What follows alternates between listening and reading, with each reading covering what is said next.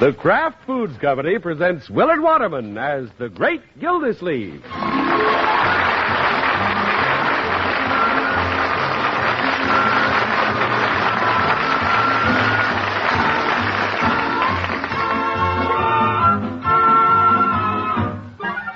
The Great Gildersleeve is brought to you, partially transcribed, by the Kraft Foods Company. Kraft, makers of the one and only Miracle Whip salad dressing. We say one and only because there just isn't any other salad dressing like Miracle Whip. Miracle Whip is different, and it tastes different. Miracle Whip tastes so good, it's become the most popular salad dressing ever created. More Miracle Whip is sold than the next 20 leading brands of salad dressing combined. Try it. Make your salads better tasting with the one and only Miracle Whip.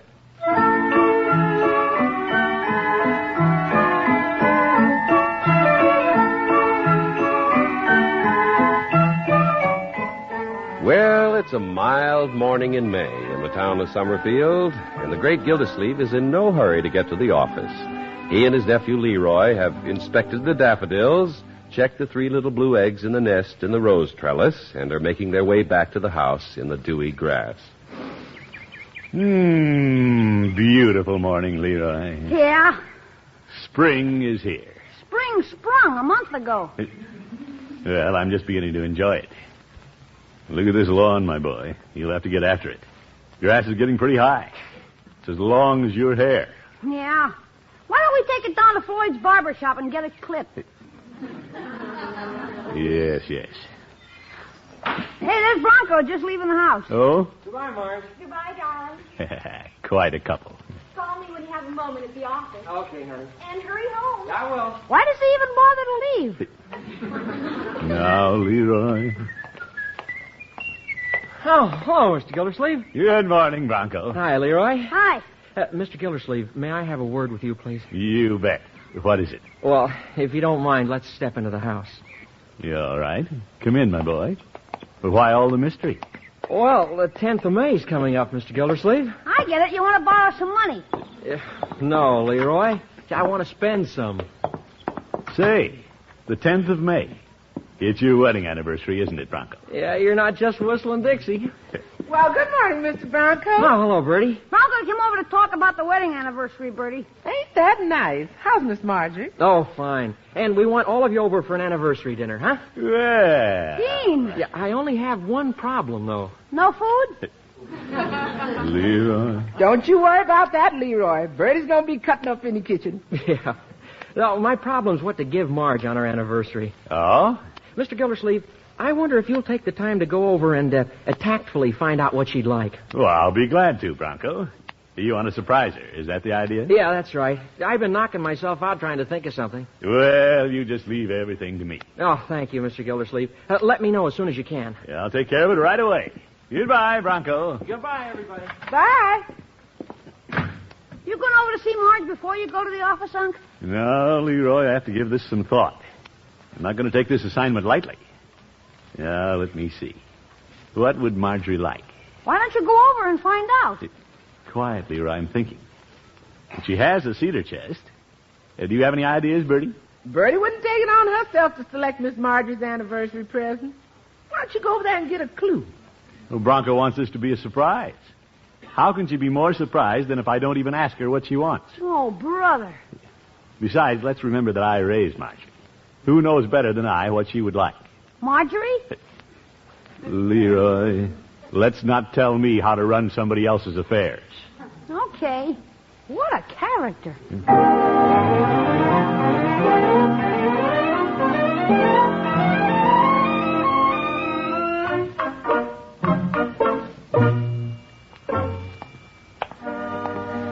Yes, sir.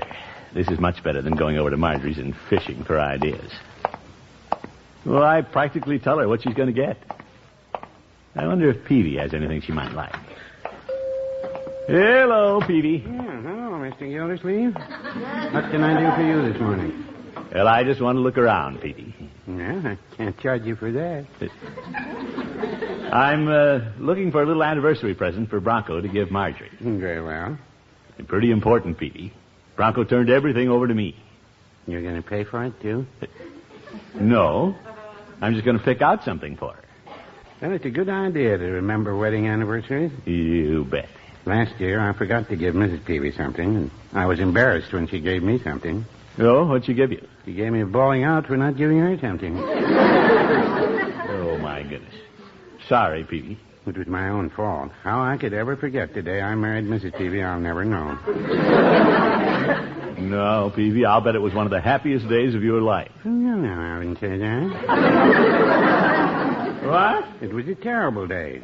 When we left the Parsons, it was snowing, the road was icy, the horse jumped to traces, a wheel came off the buckboard and dumped Mrs. Peavy in my lap before I even carried her across the threshold. And you forgot that? Well, that was many years ago. Now, what are we going to do about Marjorie? I don't see anything in here. I'm afraid I don't have much that would be suitable for Marjorie's anniversary. Has she dropped any hints? Well, last Christmas, she suggested I give her something for the house. How did she like that carpet sweeper? Great. Bronco says she talks about it all the time. You don't say. Yeah, let's see. There's plenty of lamps and tables. Yeah, I need something unusual. I don't... Say, Marjorie always admired that grandfather's clock of Judge Hooker's. That's unusual. As I recall, the judge has been using it for a planter. Yeah. Only clock I know that uses ivy for hands. Now, Peavy, it works. Marjorie would be fascinated with it. What do you think? It might keep good time if she doesn't forget to water it. Yes.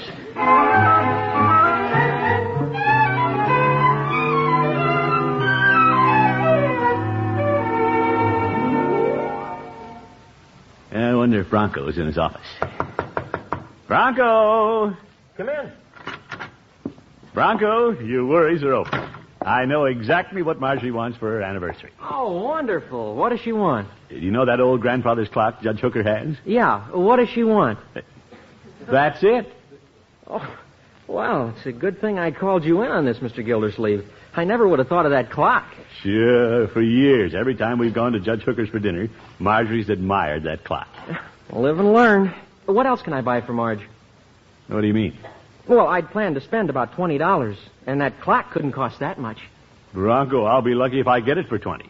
They say the judge turned down $30 from the Colonial Daughters of America. Oh? Well, did George Washington sleep in it? Bronco, just give me the $20.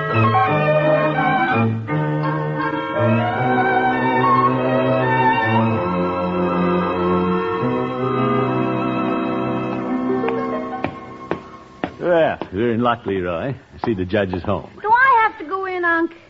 I want you to help me carry the clock to our house. What if the judge won't sell it? You just watch me, my boy. I'll give you a lesson in bargaining. I know how to clip the old goat. Well, Gildy and Leroy, come in. Thank you, Judge. Hi. I'm honored to have you, but to what am I indebted for this visit? Oh, no particular reason, Horace. I just dropped in to chat with an old friend. I thought you came to buy... Leroy. Let me do the chatting. Well, I'm not of the school that teaches little boys should be seen and not heard. What do we talk about, Leroy? Ask Unc. Judge, I just noticed your old clock over there. When are you going to get rid of it? Gildy, that's an heirloom. By the way, it needs winding. I'd only say this to a good friend, Judge, but it dates you. You should get rid of it. Oh, balderdash.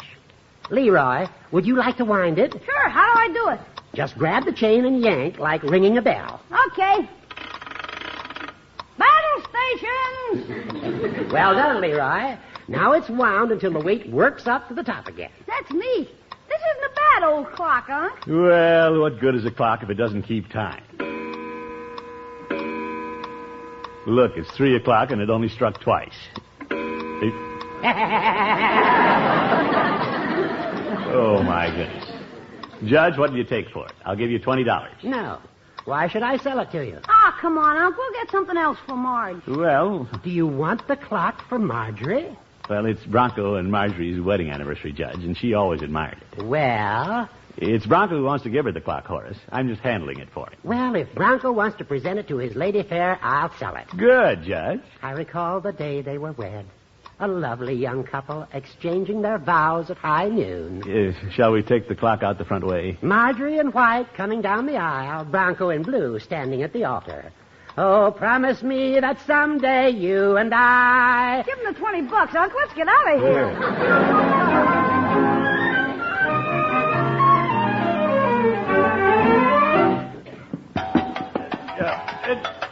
You open the hall closet door, Bertie. We'll put it in there. Yes, sir.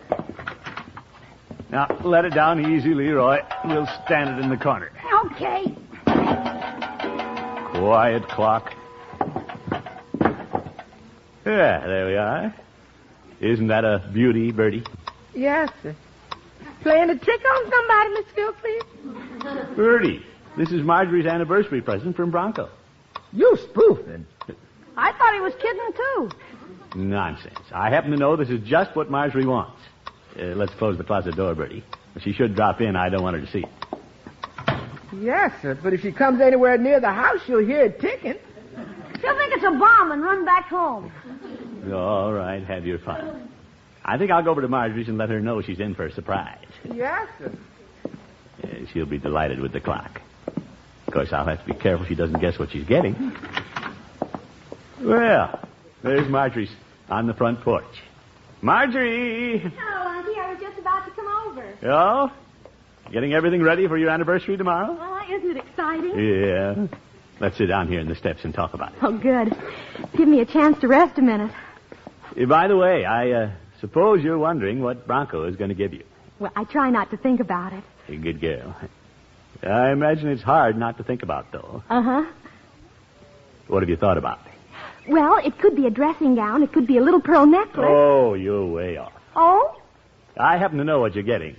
But don't try to pry it out of me. Oh, all right, Unky, I won't. Aren't you interested? Well? Bronco and I put a lot of thought to this. Oh, he talked it over with you? Talked it over. I'm the one who picked it out. You're just dying to give me a hint, aren't you? Well, no, but now that you ask for one. What is it that has a face, 2 hands, and is all wound up? Is it a wristwatch? You couldn't wear this one on your wrist. I could hardly carry it on my back. Marjorie, when we all go to Judge Hooker's for chicken fricassee, what do you want most? To go back home? No, Marjorie, let's not be facetious. If you must know, I'm talking about that grandfather's clock of his. You mean Bronco is getting me something like that? Well, you always tell the judge how much you like it. I don't want to hurt his feelings. What else can I say when he points out his relics? You wouldn't really like it? Well, Unky, it doesn't go with my furniture. You say you picked out my gift? Well. You decided what Bronco should give me? Well. Well, why didn't somebody ask me for suggestions? Marjorie, I wouldn't be that obvious. Well, if Bronco shows up with Judge Hooker's old clock on my wedding anniversary... Yeah, wait a minute, Marjorie. I didn't say that was it. Surely you don't think I'm silly enough to pick up Judge Hooker's old clock. Oh, I wonder who opened the closet door.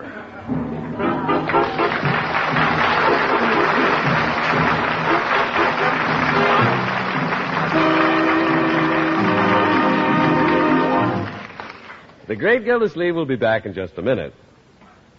A pretty new bride, name of Lily, was cooking a meal for her Willie. Things got burned just a shade, but the salad she made with Miracle Whip was a dilly. Well, that may not be great poetry, but it's a great idea, making a salad with Miracle Whip. Because even if you're not the world's most experienced cook, you can still be sure the salad will taste wonderful. When it's time to add the salad dressing, you just spoon smooth, creamy, thick Miracle Whip right out of the jar, and you're all set. All set because you've added a salad dressing that's delicious with a lively, teasing flavor. A flavor millions of folks call just exactly right. Why, so many people like Miracle Whip so much that it's become the most popular salad dressing ever created and actually outsells the next 20 leading brands of salad dressing combined. Miracle Whip has a distinctive flavor, one you won't find in any other salad dressing. That's because Miracle Whip is made from a secret Kraft recipe, a recipe that was created to give you the best qualities of old-fashioned boiled dressing and fine mayonnaise. Get a jar of the one and only Miracle Whip salad dressing from your grocer tomorrow. For colorful fruit salads, for crispy, fresh vegetable combinations, for shimmering gelatin molds, And for meat and seafood salads, too, there's nothing like smooth, delicious Miracle Whip.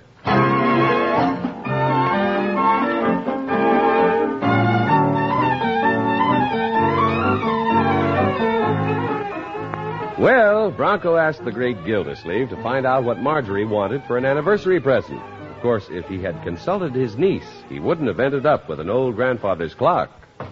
Oh, how do I get into these things? You jump into them. Well, I thought she'd like the clock. You should have asked her. Bertie and I told you were making a mistake. Yeah, I know. But you wouldn't take our advice. Yes. Leroy, this ain't no calamity for Mr. Gildersleeve. It isn't? No, sir. I've seen you dig deeper holes than this for yourself and crawl out. Well, I'm not particularly concerned. I'll just go to Bronco and explain things. How? Well, I'll just go to him and tell him. I'll say, Bronco? Yeah? I'll say, well, like Bertie says, I've crawled out of deeper holes than this. You're crawling all right. At least I found out one thing.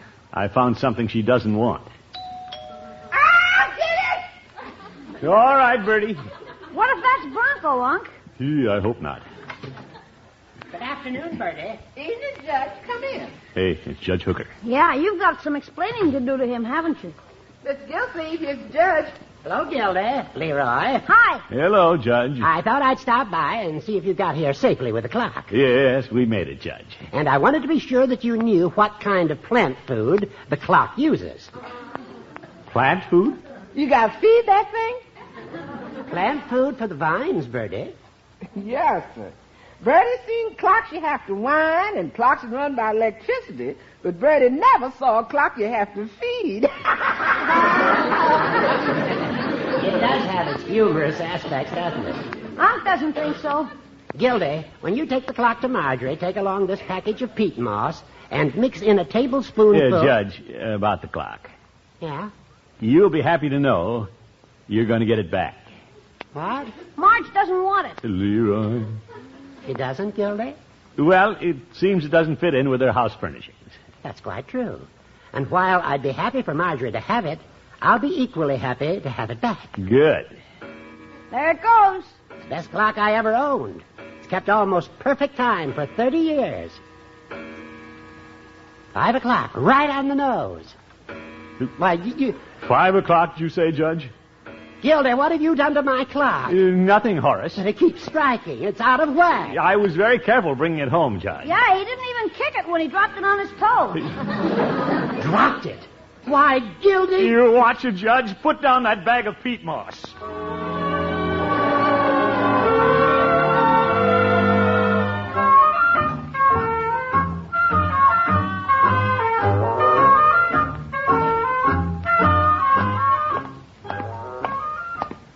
Well, Marjorie's upset. The judge is upset. Now I have to go back and face Bronco. Yeah, I'll just tell him that luckily I learned she changed her mind. I don't have to tell him the clock never entered her mind. Gildersleeve, you're pretty foxy. Come in. Hello, Bronco, my boy. Oh, hello, Mr. Gildersleeve. I was just about to phone you to see if you have everything set. Well... Did you get the clock? Yes, I got it. Mr. Gildersleeve, you're a genius. I knew I could depend on you to find the perfect gift for Marge without her even suspecting what you were up to. Well, the situation has changed slightly since I last talked to you. Oh? Marjorie doesn't want the clock. Well, how do you know she doesn't? Yeah, I found out. Bronco, you know how women are. How are they? Well, they changed their minds. After I went to all the trouble of buying the clock and went over to tell her. You told her what I was giving her? Well, how do you think I found out she didn't want it? Yeah, but when you talked to her earlier, she said she did want it. Well, she didn't exactly say she wanted it. Well, then why did you have me buy the clock? Because I thought she wanted it. Mr. Gildersleeve, did you try to find out what she wanted? Well, like I say, I thought I knew. Well, then you never did talk to Marge. Well, I didn't want to give it away. So you bought the clock and then went over and gave it away. Well, that's one way of putting it. Yeah, well, how else would you put it? Well, now let's see. Mr. Gildersleeve, perhaps I shouldn't have troubled you in the first place. If you'll kindly give me my $20. $20? Well, I don't happen to have it with me. Didn't the judge give it to you? Oh, he's going to. Right after I have his clock fixed. That's all right, Mr. Gildersleeve. No, don't worry about it. It's really my fault. I shouldn't have asked you to do it in the first place. You shouldn't? I should have asked Leroy. Now everybody's mad at me.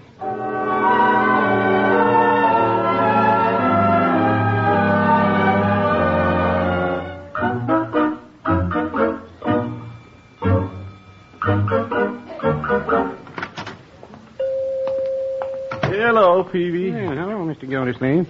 What can I do for you? I'm already done for, Peavy. Now, Jack? Marjorie doesn't like the clock. I was only trying to help Bronco out, and now they're both upset with me. You don't say. Judge Hooker's mad at me, too, just because I broke his clock. Gave you the works, did he? All right, Peavy. That was a little witticism, Mr. Gildersleeve. Clock, works. Yeah, I'm in no mood for witticisms. Yeah, I guess I listed it then. No telling how long it'll be before another fellow comes in here who's broken the works in his clock. Peavy, I must say you're not very sympathetic. Yes, I am, Mr. Gildersleeve. I've always felt sorry for you. Well, it just doesn't pay to do things for people. Not even my own family appreciates me. Yes, they do. No, they don't. Hey, isn't that Marjorie and Bronco parking outside? I believe it is. By George, I'll bring them around. I'll threaten not to go to their anniversary dinner tonight. How do you know they're going to ask you? They've already asked me. Here they come. Yes, sir. I'll just play hard to get. Hi, Mr. Peavy. Hello, Mr. Peavy. Yeah, hello, Bronco, Marjorie. Unky. Oh, hello, Mr. Gildersleeve. Hello. Mr. Peavy, we'd like a gallon carton of vanilla ice cream for our anniversary party, please. Very well. We'll see you over home about 6, Unky. I might not be able to make it tonight, Marjorie. Oh? Well, what's the matter, Mr. Gildersleeve? Well, I sort of have a previous engagement. But, Unky... You won't miss me. Oh, we were looking forward to seeing you and Leroy and Bertie. No, don't beg me. Oh, we don't want to force you. Mr. Gildersleeve, I'd cancel my other engagement. Never had one. Peavy, I know what I'm doing. Well, now, well, here's your ice cream, Bronco. Oh, thank you, Mr. Peavy. Unky, I'm surprised you'd make other plans on our anniversary. Well, I've been told I do surprising things. Oh, well, if you decide you can make it, Mr. Gildersleeve, there'll be a place for you. Oh, don't count on it. I'm sorry, Unky. Let's go, Bronco. Marjorie? Yes? It would put me out quite a bit, but perhaps I could switch my engagements, since you insist. Oh, we wouldn't want to put you out, Unky. No, come on, Marge. Yeah, well, since I won't be seeing you, happy anniversary. Thanks, Unky. Yeah, thanks a lot. They left me dangling, Peavy, on the end of a limb. You're not dangling. You just sawed it off.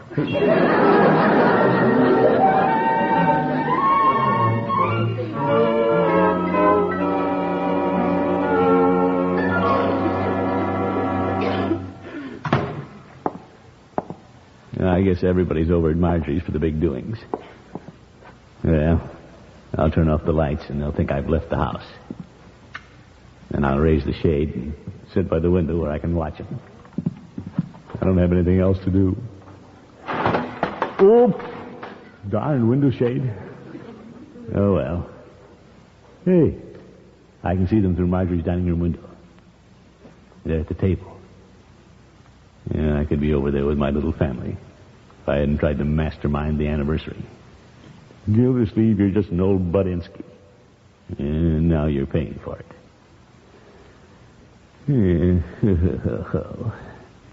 Look over there. Those happy faces. Leroy's stowing it away. Marjorie and Bronco making sheep eyes at each other. Who's that? Mr. Gildersleeve, are you here? Bertie. I thought you'd like a plate from the anniversary dinner. Well, that was very thoughtful of you, Bertie. How'd you know I'd be here? Mr. Gildersleeve, I knew you wouldn't go any place on the children's anniversary. Well, Aunt, Leroy. I brought you some ice cream. Oh, thank you. Little Leroy. Unky, Hey, why didn't somebody turn on the lights? Marjorie, Bronco. I'll get 'em. Oh, that's better. Thought you might like some hot coffee, Mr. Gildersleeve. We Great. want you to cut our anniversary cake. Me? Yeah, didn't Bertie bake a wonderful cake? Thank you, sir. How do we know till we eat it? Cut it, huh? Yes, indeed. This is a great honor. We waited dinner for you, Unky, thinking you'd come over. Well, I wasn't very hungry until now. What a fine anniversary.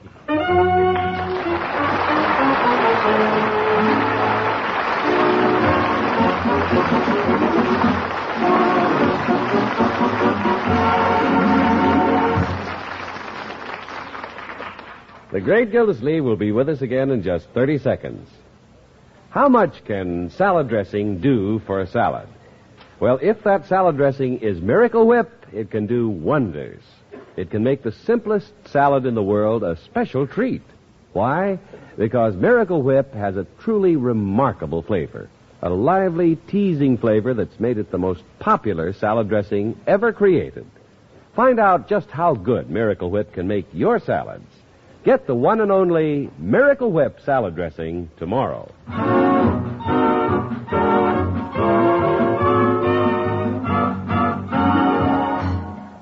Right, George, it was a fine anniversary, Leroy. Yeah, plenty to eat and everything. Well, you sleepy, my boy? You'd better run along home and go to bed. Okay.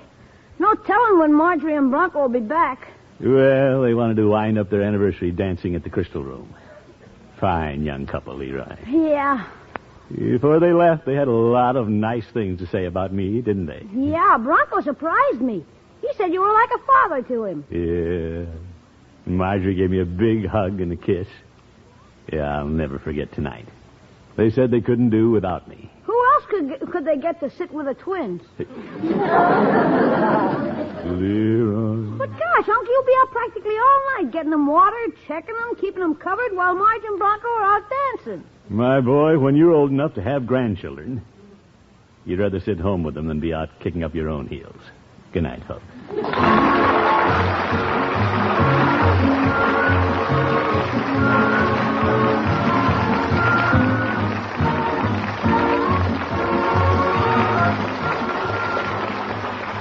The Great Gildersleeve is played by Willard Waterman. The show is written by John Elliott and Andy White and is partially transcribed. Included in the cast are Walter Tetley, Lillian Randolph, Earl Ross, Mary Lee Robb, Dick Crenna, and Dick LeGrand. Musical compositions by Jack Meakin. This is John Heaston saying goodnight for the Kraft Foods Company, makers of the famous line of Kraft quality food products. Be sure to listen in next week and every week for the further adventures of the Great Gildersleeve.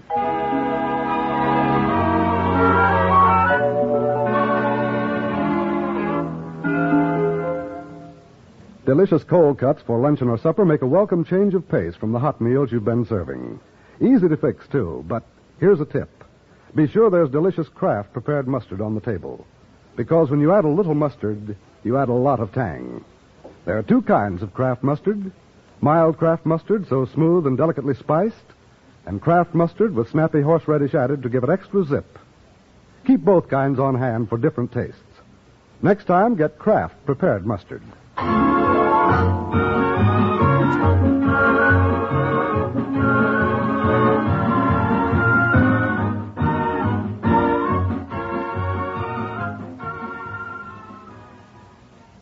Tonight, play You Bet Your Life on NBC.